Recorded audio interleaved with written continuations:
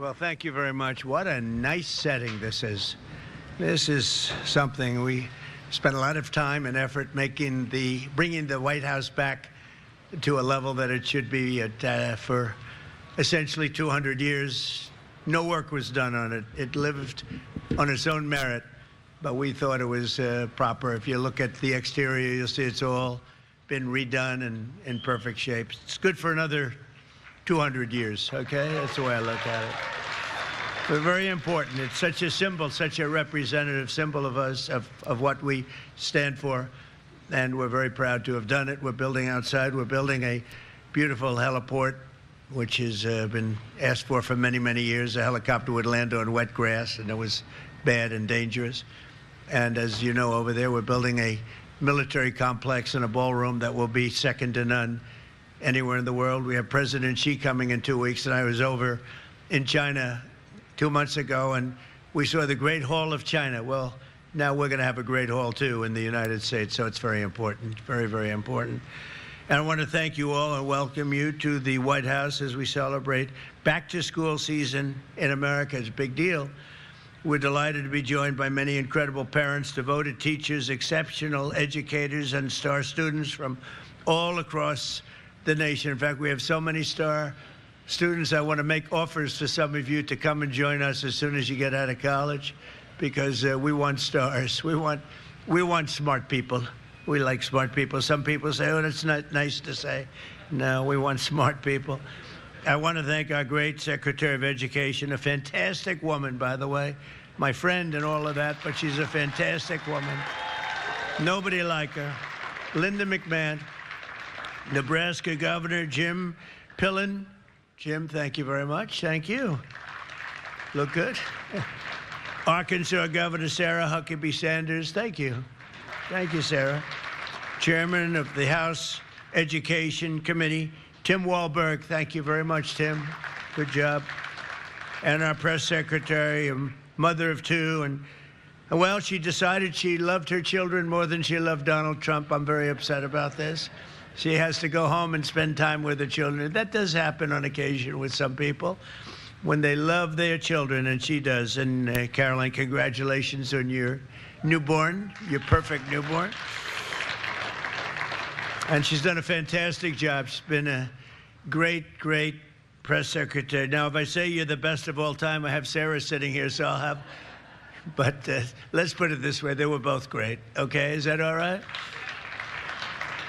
But from the very beginning of our country, Americans have understood that there's no job more important than teaching our children to become happy, healthy, proud, productive, and flourishing citizens. And unfortunately, in the 4 years I took office, and since I took office, our educational system itself was really, I mean, it was incredibly, before I got here, it was weaponized like everything else in our government. Everything was weaponized against the goals that we all stand for. And under the last administration, extreme ideologies such as critical race theory and transgender insanity were forced upon our children as young as 4 and 5 years old. Transgender didn't work. Students were taught that our heroes are villains. The FBI was used to target patriotic parents at school board meetings. And meanwhile, far too many government-run schools failed at the basics. And you just have to look at the charts. They were failing at a thing called education, with only 30% of in reading and math. That was under the last administration. Under the Trump administration, we're systematically ending every single one of these radical left betrayals, and we're putting the parents back in charge. They're the ones that love our children. They're the ones that should be in charge. So immediately upon taking office, I signed an executive order to ban critical race theory and to ban transgender ideology from public schools. That was a big deal. We banned men from playing in women's sports. That was so easy to do. I don't get it. They're still arguing. They're still fighting. I saw a Democrat congressman the other day fighting an anchor that was, I would say, somewhere in the middle, but fighting an anchor on men playing in women's sports. And I said, I hope they keep doing that, because it's got to be impossible to win a race politically. Just crazy. I've never seen anything like it, but it continues out there. Although we've had big court victories, as you know, and we've largely stopped it. Every public school in America is now on notice that if they tell a child that they're trapped in the wrong body, they are committing child abuse. And as we remove the far-left extremism from the classroom, we're taking historic action to ensure that every child in America has access to a first-class education. The United States spends more money on education than any other country in the world by double, and our results should be better than they are. I would look at lists where we're rated out of the 40 top nations, we're rated number 38, 39, and number 40 with all the money we spent. But Linda has changed that so rapidly and so drastically, and frankly, it's shocking how fast it's gone under her leadership. 1 year ago, as part of the great big beautiful bill, we passed the Education Freedom Tax Credit, the largest ever expansion of school choice, and we want, thank you, and we want every parent to have the power to send their child to a high-quality school that shares their values.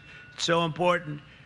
With us today are Caleb and Jocelyn Griffith and their beautiful family from Statesville, North Carolina, great place. They've 3 biological sons and 2 foster children.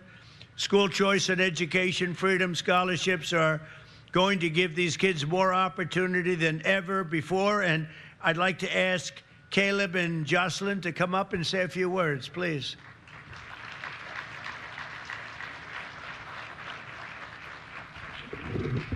How are you? Nice to see you.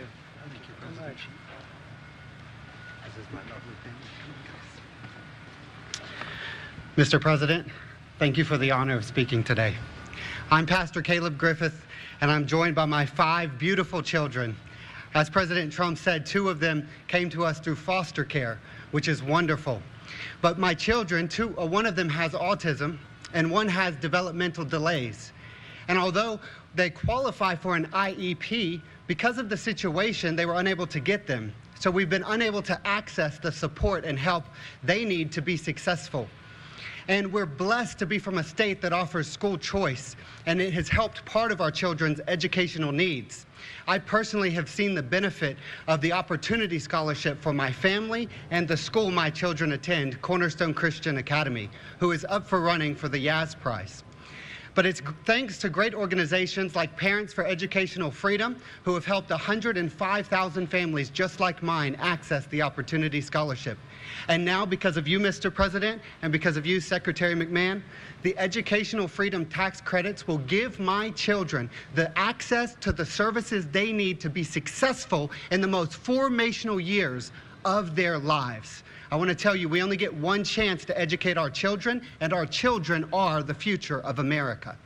The Bible says to train up a child in the way that they should go, and that's to parents, and this allows parents to do that. So on behalf of my family and every family in America that will access this, thank you, President Trump, and God bless America. Thank you. Wow. Thank you.